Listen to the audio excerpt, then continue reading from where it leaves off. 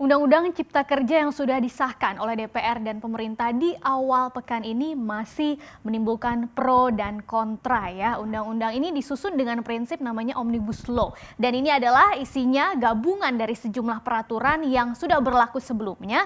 Baru kemudian beberapa pasalnya itu dipangkas atau juga bisa diubah atau tidak diubah sama sekali supaya tujuannya aturannya adalah biar menjadi lebih komprehensif dan sederhana ya. Nah, totalnya setelah sudah dipangkas beberapa pasalnya kemudian beberapa pasal diubah, ada 15 bab dalam Omnibus Law ini yang berisi 174 pasal di dalamnya. Halamannya 1000 halaman lebih ya. Dan regulasi ini setidaknya mengatur 10 aspek penting, tapi ada salah satu yang paling kontroversial yaitu aspek atau klaster ketenaga kerjaan. Klaster ini merupakan gabungan dari 3 aturan sekaligus, salah satunya adalah Undang-Undang Nomor 13 Tahun 2003 tentang ketenaga kerjaan yang sebelumnya sudah berlaku. Nah, sebelum kita hanyut dalam berbagai informasi yang beredar di dunia maya, ada yang pro dan ada yang kontra, lebih baik kita harus baca langsung dokumennya ya untuk bisa membedah apa saja poin perubahan yang ada di Undang-Undang Cipta Kerja,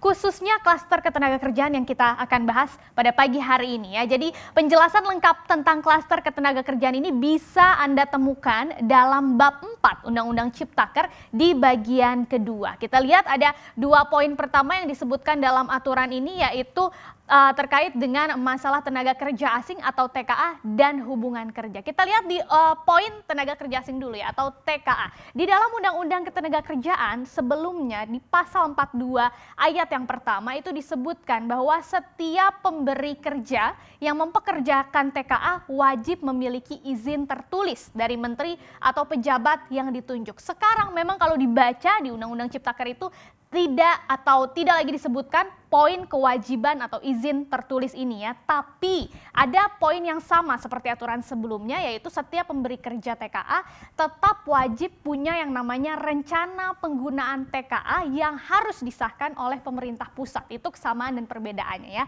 Selain poin ini sebetulnya secara umum sama pasal-pasalnya, hanya ada beberapa pasal yang memang dihapus atau juga bisa disatukan dalam pasal lainnya ya. Jadi kalau ada berita di luar sana tentang soal TKA ini begitu ya, seperti kewajiban untuk menggandeng tenaga kerja lokal atau wajib memulangkan TKA kalau pekerjaannya sudah selesai dan isu-isu terkait TKA lainnya itu sebetulnya masih sama dengan yang diatur di undang-undang sebelumnya. Nah, selanjutnya poin hubungan kerja ini ada 2 yaitu terkait dengan perjanjian kerja waktu tertentu atau PKWT, misalnya karyawan kontrak begitu ya, atau juga alih daya atau outsourcing. Kita bahas yang untuk PKWT dulu atau karyawan kontrak. Salah satu poin yang baru yang belum disebutkan di aturan sebelumnya adalah kewajiban pengusaha untuk memberi uang kompensasi kepada pekerja ketika pekerja ini perjanjian kerjanya berakhir karena pekerjaannya atau jangka waktu yang sudah ditetapkannya itu di kontrak sudah selesai begitu ya. Dengan catatan,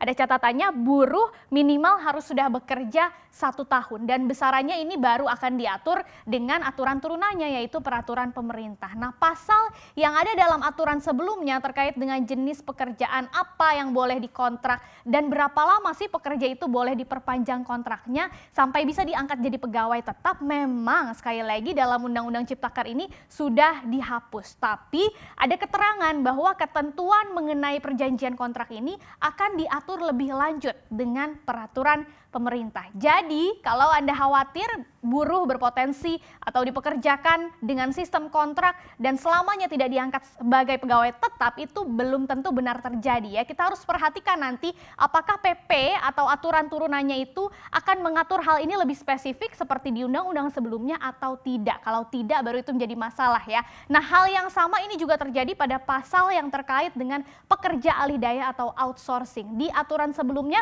pekerjaan outsourcing ini dibatasi hanya untuk pekerjaan di luar kegiatan utama atau yang tidak berhubungan dengan proses produksi kecuali untuk kegiatan-kegiatan penunjang. Sementara di Undang-Undang Ciptaker ini tidak lagi disebutkan batasan mana sih pekerjaan-pekerjaan apa aja yang bisa dikerjakan oleh pegawai outsourcing. Artinya Undang-Undang Ciptaker ini bisa membuka kemungkinan bagi perusahaan outsourcing mempekerjakan para buruh atau pekerja untuk berbagai jenis tugas kalau sampai tidak diatur sekali lagi dalam aturan turunannya. Jadi kita tidak bisa memisahkan Undang-Undang Ciptaker ini dengan aturan-aturan turunan yang nanti baru akan ditetapkan oleh pemerintah. Kita harus kawal lebih jauh begitu ya. Nah, poin lainnya yang juga cukup kontroversial adalah terkait dengan waktu kerja buruh atau pekerja. Dalam aturan sebelumnya, waktu kerja ini sebetulnya terbagi jadi dua pilihan ya. Bisa 7 jam per hari atau 40 jam per minggu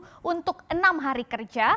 Atau pilihan kedua, 8 jam per hari sama juga untuk 40 jam per minggu untuk 5 hari kerja. Tapi di dalam Omnibus Law ini hanya disebutkan waktu kerjanya paling lama ya. Di situ ada kata-kata paling lama atau maksimal 8 jam dalam 1 hari dan maksimal 40 jam dalam 1 minggu. Nah, untuk waktu lemburnya ini juga poin yang cukup krusial begitu ya, karena kalau dulu disebutkan bisa dilakukan maksimal lembur itu hanya 3 jam per hari dan 14 jam per minggu.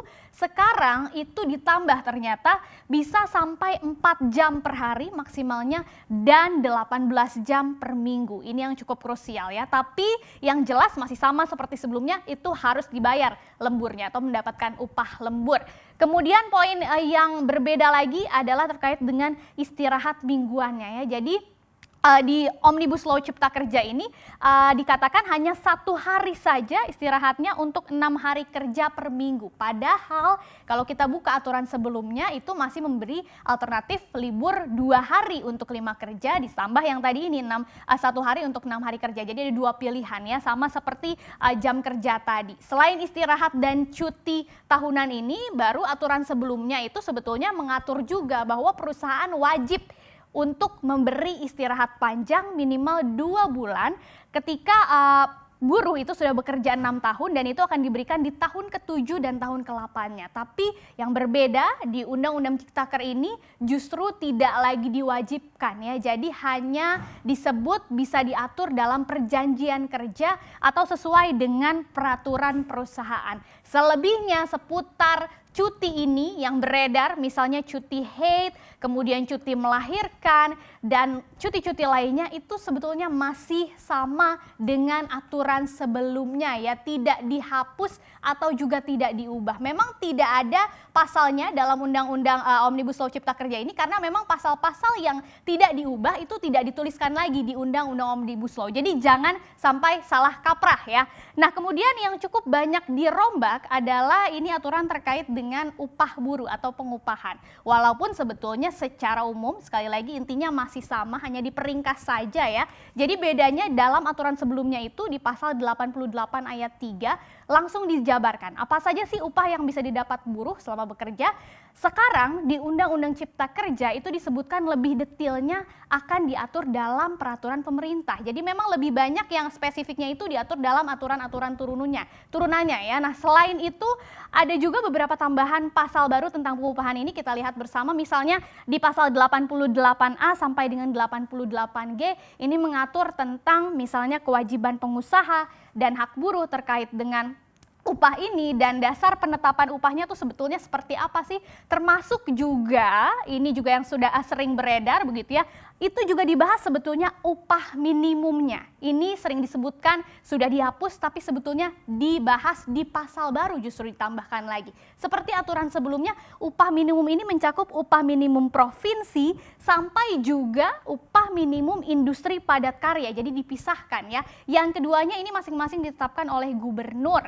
Kemudian baru ada juga tambahan pasal lainnya, misalnya pasal 90A dan 90B yang masing-masing ini mengatur ketentuan upah di atas minimum. Dan yang baru ini juga ada terkait dengan ketentuan upah UMKM ya. Upah UMKM ini jadi ditetapkan berdasarkan kesepakatan antara pengusaha dan pekerjanya dan dikatakan harus atau wajib di atas angka garis kemiskinan. Ini salah satu yang baru di Omnibus Law Cipta Kerja. Yang terakhir, Ada poin yang juga banyak disorot adalah pemutusan hubungan kerja atau PHK ya. Jadi pada poin ini sangat disayangkan memang karena ayat yang menyebutkan bahwa ada keharusan pengusaha atau buruh dan pemerintah untuk menghindari atau mencegah terjadinya PHK, ternyata di Omnibus Law ini tidak lagi disebutkan. Nah, Omnibus Law ini lebih menegaskan bahwa PHK itu dilaksanakan berdasarkan kesepakatan antara pengusaha dan para buruh atau pekerja ya. Jadi kalau kesepakatan pengusaha dan buruh tidak tercapai,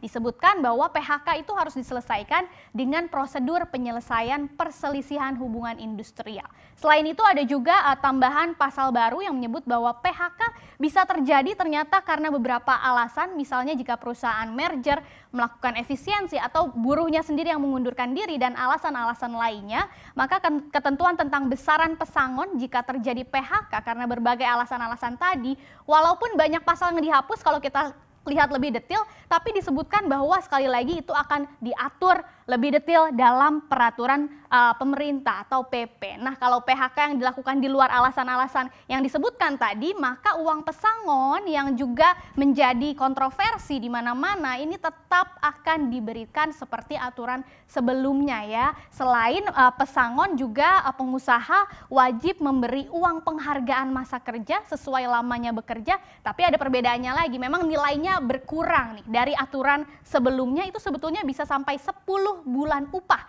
untuk masa kerja maksimal 24 tahun lebih atau 24 tahun ke atas, menjadi kalau di Undang-Undang Cipta Kerja hanya maksimal 8 bulan upah untuk masa kerja 21 tahun ke atas. Sedangkan di undang-undang sebelumnya ada dikatakan uang penggantian hak seperti cuti tahunan yang kita tidak ambil atau yang lain-lainnya yang merupakan hak kita yang bisa digantikan oleh perusahaan, tadinya diwajibkan untuk diberikan ketika kita di PHK menjadi tidak wajib kalau di Omnibus Law Cipta Kerja ini, atau diserahkan kembali ke pengusahanya dan bisa diatur dalam perjanjian kerja. Jadi ini hanya beberapa poin ya yang bisa kita bahas bersama, karena kalau kita bedah secara mendetail itu sangat panjang dan ini baru khusus klaster ketenagakerjaan aja. Sementara tadi kita sampaikan bahwa ada 10 aspek atau klaster yang dibahas dalam Undang-Undang Cipta Kerja ini. Memang banyak yang harus kita pahami bersama sebelum kita